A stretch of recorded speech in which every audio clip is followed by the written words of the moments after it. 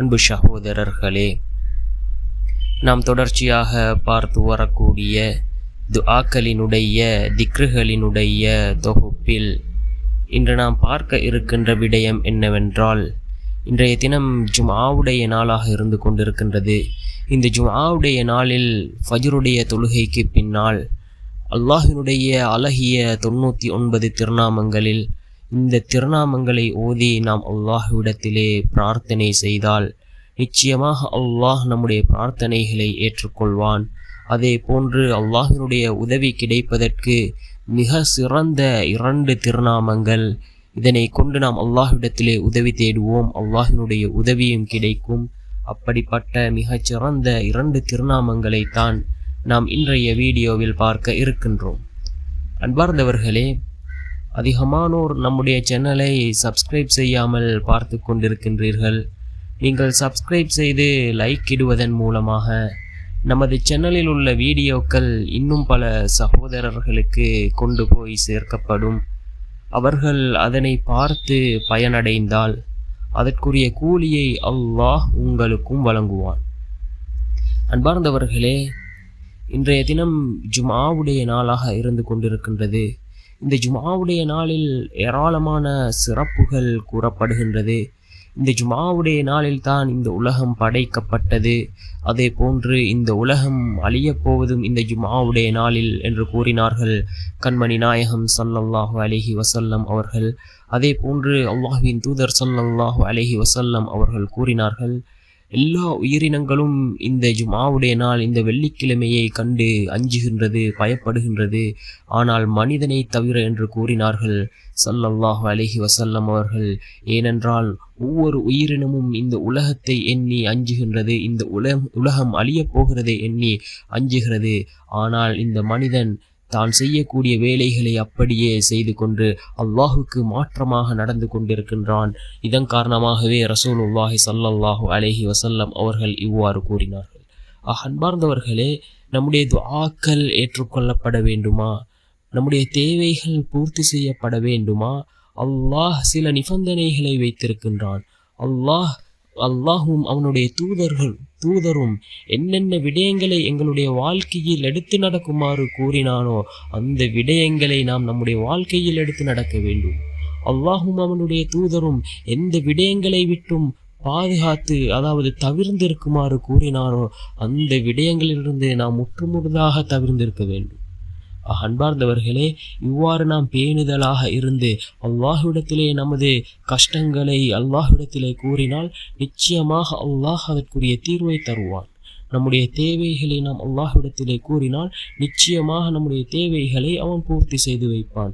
அன்பார்ந்தவர்களே, இந்த ஜும்ஆவுடைய நாள் மிகச்சிறந்த ஒரு நாள். நபி ஸல்லல்லாஹு அலைஹி வஸல்லம் அவர்கள் இந்த ஜும்ஆவுடைய நாளில் ஏராளமான விடயங்களை செய்திருக்கிறார்கள். அதனை சஹாபாக்களுக்கும் கற்றுக் கொடுத்திருக்கிறார்கள்.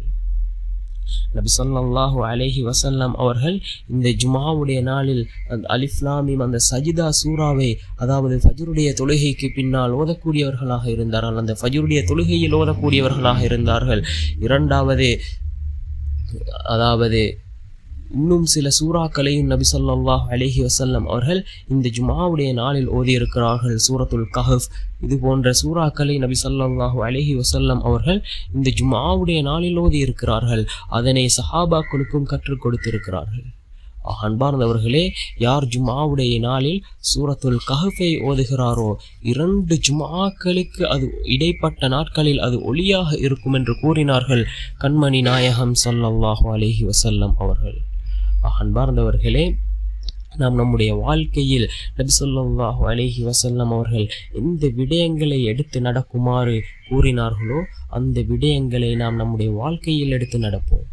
அதே போன்று தான் அல்லாஹ்வினுடைய உதவி கிடைக்க வேண்டுமா, நாம் எவ்வாறு அல்லாஹ்விடம் துஆ கேட்பது? துஆ கேட்பதற்கென்று சில வழிமுறைகள் இருக்கின்றது. அவ்வாறு துஆ கேட்டால் நிச்சயமாக நம்முடைய துஆக்களை அல்லாஹ் ஏற்றுக்கொள்வான்.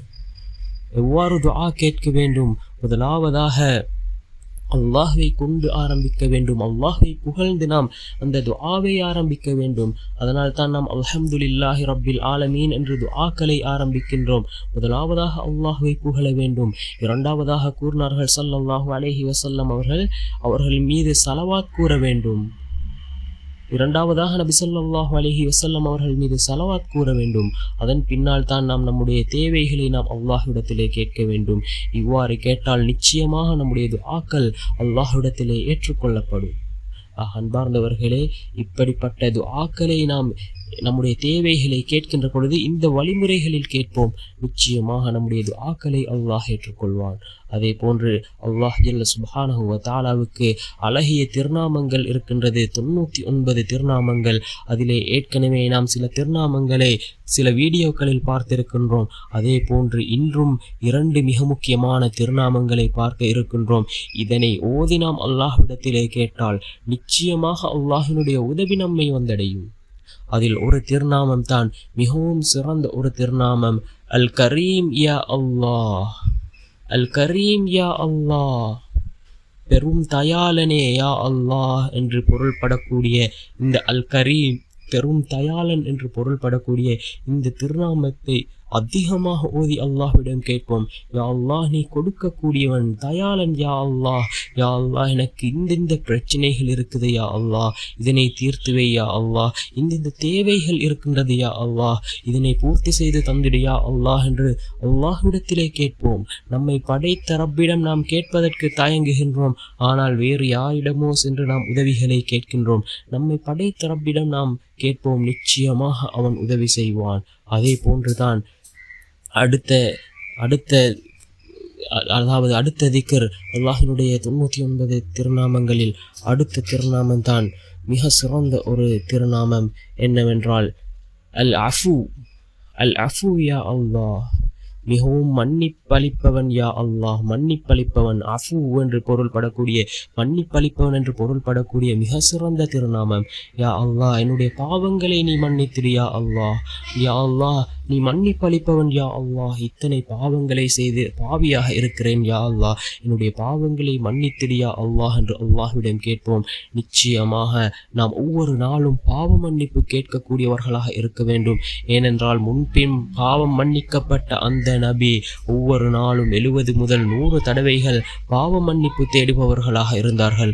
அன்பார்ந்தவர்களே, நாமும் ஒவ்வொரு நாளும் அதிகமான தடவை நமது பாவத்தை எண்ணி வருந்தி நாம் அல்லாஹ்விடம் பாவ மன்னிப்புகளை கேட்போம். நிச்சயமாக இதன் மூலமாக அல்லாஹ் நமக்கு ஏற்படக்கூடிய அந்த கஷ்டங்கள், தடங்களை அல்லாஹ் நீக்குகின்றான், சோதனைகளை நீக்குகின்றான். நாம் பாவ மன்னிப்பு கேட்பதன் மூலமாக நமது வாழ்க்கையில் உள்ள பெரும் சோதனைகளை அல்லாஹ் நீக்குகின்றான்.